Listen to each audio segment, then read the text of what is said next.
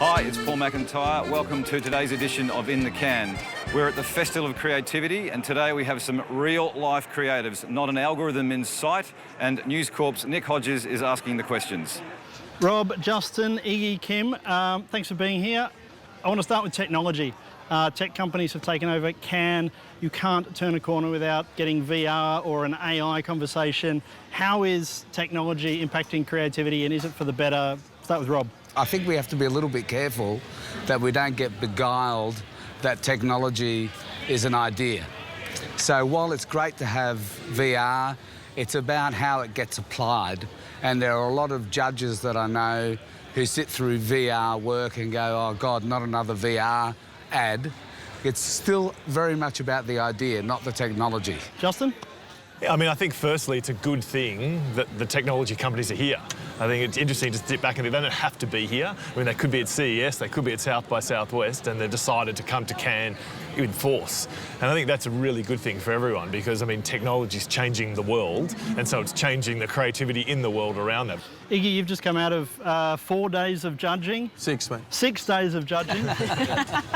A lot of tech starting to come into the categories now?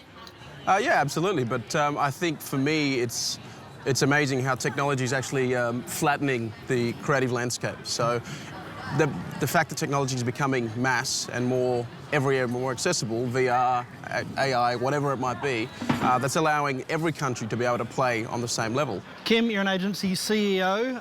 From a client point of view, are you hearing from clients they want more shiny things with technology? I think there's certainly incredible pressure to be first, and there's this new technology coming out, and so how do we grab hold of it? But like Rob has said, the danger with that is it can create laziness sometimes in the ideas. So there can be too much focus on the tech and then not enough on the idea. And a bad idea with technology is still a bad idea. Justin, do you think we've lost touch from a creative point of view of making ideas that build business results? Yeah, I think in Australia, there's a short-term syndrome that there's probably a whole bunch of factors behind that. I think there's shorter tenure of CMOs that are moving through and not investing in big brand platforms. And I think probably everyone would agree that brand platforms build businesses over time. A lot of the award shows promote short-term effectiveness as opposed to long-term business building results. There has been enough research and there's enough data available now that fortunately says if it has done very well award-wise, usually it's done very well results-wise. And you can correlate that against really solid data now. We're here today at the Campaign Brief Can event that's sponsored by News Corp, and we're using this event to launch our Press for Change initiative, which is all about using brilliant work in print to drive real results for non-profit clients. Iggy, you've just come out of 6 days of judging. Why is it that not-profit work seems to dominate awards? I don't know if it's dominating awards. So look, I think it's definitely, to me, I think it's easier to win in charities because it's easier to do great work. This year, in the promo and activation jury for 2016, we've actually taken quite a different stance. We've gone a bit harder on charities this year, and we've actually made a conscious effort to award the big work by big brands. Out of all the work, there's only one charity piece that's been awarded gold, which might be a change from previous years, but we've made a conscious effort to do that and set the bar for future years. It's an interesting space to be in, and I think I judged on the effectiveness a couple of years ago, and it was how do you judge saving a life versus selling a can of soda? People who work for the not-for-profits, it's not a job for them, so often it's very personal. So they will take bigger risks with you because they're so in it. They really own the idea, whereas sometimes, within large corporates, there are so many layers that it can be just a job.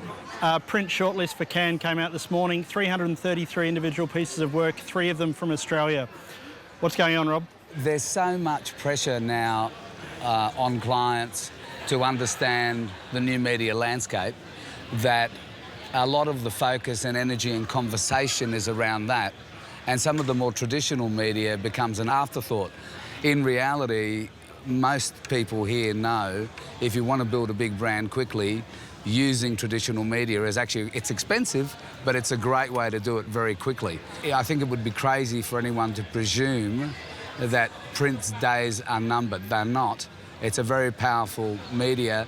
And as we've seen recently, for the people that have seen Mark Ritzen's hour conversation, when you examine the data really closely, the traditional media is still a far superior opportunity than social. Justin? Yeah, I think it's a symptom of print in Australia in particular being seen largely for promotional work as opposed to brand building work. Yeah. So that's not going to get shortlisted at Cannes, promotional work necessarily, I wouldn't imagine. From a creative perspective, I couldn't tell you the last time I received a straight up print brief from a client that comes in and says, this is what we want to do, we want a print campaign to promote this.